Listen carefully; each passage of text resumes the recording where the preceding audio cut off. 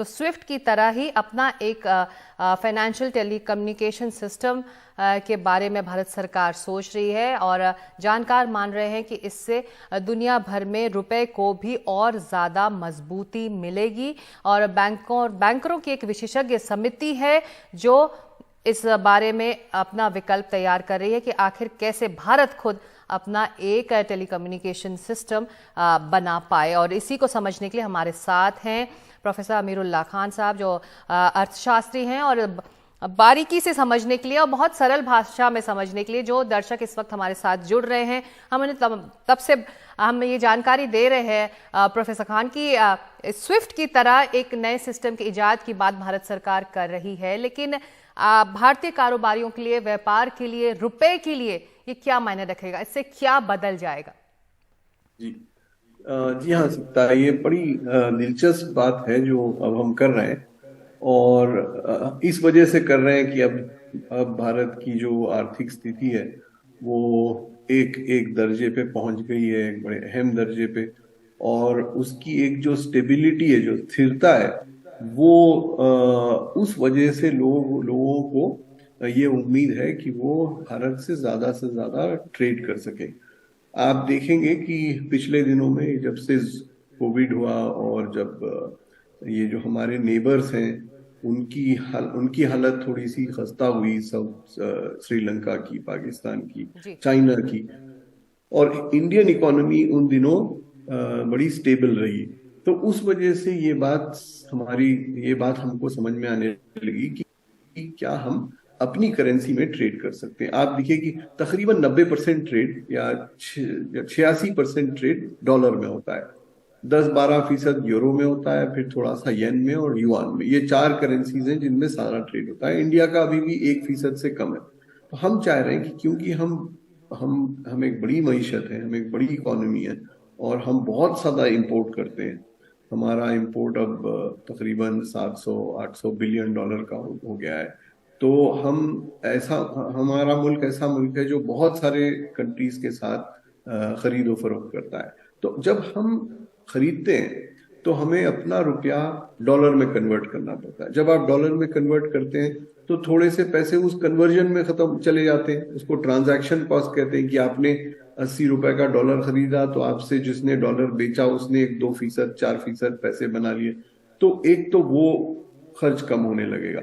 दूसरे ये कि जब भी आप लोग जो देख रहे हो, जब भी आप लोग बाहर जाते हो, आप कुछ खरीदते हो, तो आप तुरंत ये कैलकुलेट करते हो कि अच्छा अगर ये $4 का है तो इसको मैं 82 से मल्टीप्लाई करूं, और उतना टाइम लगता है हमको कोई भी चीज खरीदने में। तो जरा सा हिचकिचाते हैं हम। वो भी खत्म हो जाएगा। हम जाएंगे, बोलेंगे भाई ये लो 400 रुपए, मुझे 400 रुपए की चीज दे दो। तीसरी चीज जो होती है वो ये कि फिर रिजर्व बैंक ऑफ इंडिया को ये बड़ी जिम्मेदारी जो अब रखनी पड़ती है कि इतने बहुत से डॉलर रखें, इतने बहुत से यूरो रखें और उनकी हिफाजत करें, उनको इन्वेस्ट करें। वो एक बड़ी जिम्मेदारी, वो एक बड़ा जो हेडेक है वो खत्म हो जाता है। चौथी चीज ये होती है कि जो दुनिया भर में व्यापारी हैं उनको ये पता चलता है कि हाँ, ये इंडियन करेंसी भी एक स्ट्रॉन्ग करेंसी है, इसमें भी ट्रेड किया जा सकता है, और ये एक स्टेबल करेंसी है बनिस्बत युआन के या येन के। तो ये जो 4-5 बड़े फायदे हैं, इसकी वजह से हम ये कोशिश कर रहे हैं कि हम मुल्कों को ये बताएं कि आप लोग रुपए में ट्रेड कर सकते हैं। प्रोफेसर खान, जो जी स्विफ्ट है जी 1973 से 1973 से मौजूद है। कई बैंक इसके मेंबर्स हैं, कई देश इसके मेंबर्स हैं, कई फाइनेंशियल इंस्टीट्यूशंस इसके मेंबर्स। ऐसे में जब ये ऑलरेडी एक सिस्टम काम कर रहा है, भारत की तरफ से इजाद होगा, तो क्या एक तरह से ये कंपटीशन भी होगा स्विफ्ट के लिए? हाँ, 2 चीजें हो सकती हैं। एक कि हम अपना पैरेलल सिस्टम चलाएं, कि एक तो स्विफ्ट हो। स्विफ्ट एक्चुअली एक सोसाइटी है, कुछ लोगों ने मिलके ये बनाया था कि इंटरनेशनल ट्रांजैक्शंस की एक सोसाइटी होगी। तो उसमें कोई सरकार इन्वॉल्व नहीं है, वो एक ग्रुप है। जैसे इंटरनेट चलता है, कुछ लोग मिलके चलाते हैं, वैसे ही स्विफ्ट भी चलाते हैं। स्विफ्ट को ये अंदाजा है कि डॉलर और येन और यूरो स्टेबल करेंसीज हैं, इसीलिए वो उन करेंसीज को अलाउ करता है। जब हम अपना इजाद कर लेंगे, अपना स्विफ्ट, तो 2 चीजें हो सकती है। एक तो या कि ये हमारा सिस्टम बहुत कामयाब हो जाए, या ये कि स्विफ्ट भी ये कहने लगे कि अच्छा हम ये जो 4-5 करेंसीज में डील करते हैं हम रुपए को भी जोड़ लेंगे। अंदाजा ये है कि स्विफ्ट में इंडियन करेंसी भी अलाउ हो जाएगी, क्योंकि इंडियन करेंसी अब स्टेबल हो गई है और इंडिया की का ट्रेड बढ़ने लगा है। मसला जब होता है और जो प्रॉब्लम है रुपए के साथ, वो ये है कि अब भी रुपए की स्टेबिलिटी बहुत ज्यादा नहीं है। अभी भी आप देखिए कि एक दिन वो 83 रुपए हो जाता है, आज वो 81 में बिक रहा है, कल शायद 80 हो जाए। तो वो थोड़ा सा अनस्टेबल करेंसी जब तक होती है तब तक स्विफ्ट जैसे लोग थोड़ा हिचकिचाते हैं उसको ऐड करने में। दूसरी चीज ये कि वो ये देखते हैं कि पॉलिसी फ्रेमवर्क किस तरह का है। क्या रिजर्व बैंक ऑफ इंडिया बार बार मदाखलत करता है रुपए को बरकरार रखने में या मजबूत करने में? और जो सबसे बड़ी चीज है वो ये कि वो ये भी देखा जाता है कि मॉनेटरी पॉलिसी किस तरह की है। डिमोनिटाइजेशन जैसा अगर कुछ हो जाए तो उससे लोगों को बड़ा बड़ा शक होने लगता है कि अगर मैं रुपए में ट्रेड करूं और मैंने 1000 रुपए में ले लिए सिक्ता से और रख लिए बेल्जियम में, और फिर इंडियन गवर्नमेंट ने कह दिया कि 1000 रुपए चलेंगे नहीं, तो मैं क्या करूंगा उन पैसों का? तो ये जो 2-3 कमजोरियां हैं, ये जब स्टेबल हो जाए और इस पे जब यकीन हो जाए लोगों को कि हाँ भाई ये सरकार भी और रिजर्व बैंक भी ये इस पाथ पे चल रहे हैं, इस पथ पे चल रहे हैं कि ये रुपए को स्टेबल बनाए, तब ये होगा कि लोगों को ज्यादा कॉन्फिडेंस होगा कि वो रुपए में ट्रेड कर सकते। एक और जो पहलू है, हालांकि इससे थोड़ा अलग है, लेकिन यूपीआई के मोर्चे पर कोविड से बहुत पहले भारत ने काम करना शुरू कर दिया था और कोविड के दौरान हमने देखा कि बहुत काम आया यूपीआई मोड ऑफ पेमेंट्स। तो ऐसे में यूपीआई के मोर्चे में जब एक तरह से भारत आगे चल रहा है दुनिया के बाकी देशों के मुकाबले, तो आपको लगता है कि ये जो अब कदम है कि होममेड स्विफ्ट सिस्टम जो होगा या फिर फाइनेंशियल मैसेजिंग सिस्टम होगा, वो भी एक उसी मोर्चे में है? भविष्य को देखते हुए भारत एक कदम आगे चलेगा दूसरे देशों के मुकाबले? जी हाँ, देखिए ये जितने भी ये डिजिटल पेमेंट्स हैं, इनमें कोविड से पहले ही बहुत तेजी आ गई थी। कोविड ने तो उसको बिल्कुल बिल्कुल लाजिम कर दिया कि हर शख्स यूज करे। तो उस वजह से ये जो हमारी रफ्तार है पेपर करेंसी से डिजिटल करेंसी की, ये बढ़ती जा रही है और बढ़ती रहेगी। अभी भी हमारे पास बहुत सारे इलाके ऐसे हैं जहाँ पे इंटरनेट कमजोर है।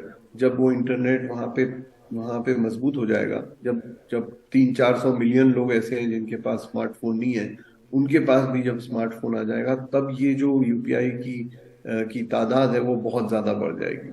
तो उस वजह से आसान हो जाएगा डील करना, छोटे व्यापारियों को आसान हो जाएगा। हमारे पास सब लोगों को ये पता होना चाहिए कि ज्यादातर हमारा एक्सपोर्टर छोटा व्यापारी होता है। तकरीबन 55-60% जो हमारे एक्सपोर्ट होते हैं वो हमारे मीडियम और स्मॉल स्केल सेक्टर करते हैं। अगर वो कनेक्ट हो जाए एक दुनिया भर की स्विफ्ट में, उनको ये ना करना पड़े कि वो रुपए को डॉलर में चेंज करें, या वो अपने फोन से ही अपने जीपे और फोन पे से कर सकें, तो उनके लिए भी व्यापार करना आसान हो जाता है। और जो बाहर के लोग उनसे खरीद रहे हैं उनके लिए आसान हो जाता है कि कोई थर्ड पार्टी की जरूरत नहीं होती। और एक जो थोड़ा सा शक होता है लोगों को दूर दराज देशों में ट्रेड करने से कि अगर मैं भेज दूं अपना सामान तो मुझे पैसे मिलेंगे या नहीं, वो शक भी दूर हो जाता है।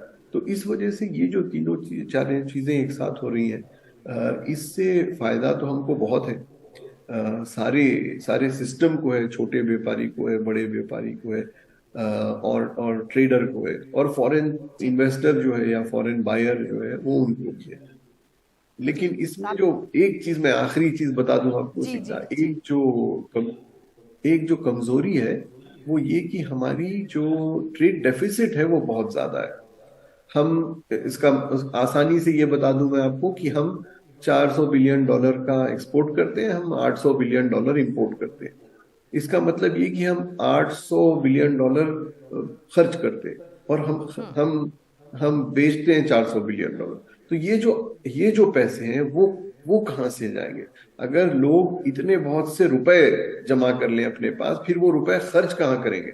तो इस वजह से थोड़ी वो कमजोरी रहती है जो हमने पिछले 30 साल पहले जब हम रशिया से करते थे रुपए का ट्रेड, उसमें भी यही कमजोरी समझ में आती थी। तो ये जरूरी है कि हमारे एक्सपोर्ट बढ़े और जब एक्सपोर्ट बढ़ जाएंगे तब रुपया और मजबूत हो जाएगा दुनिया में।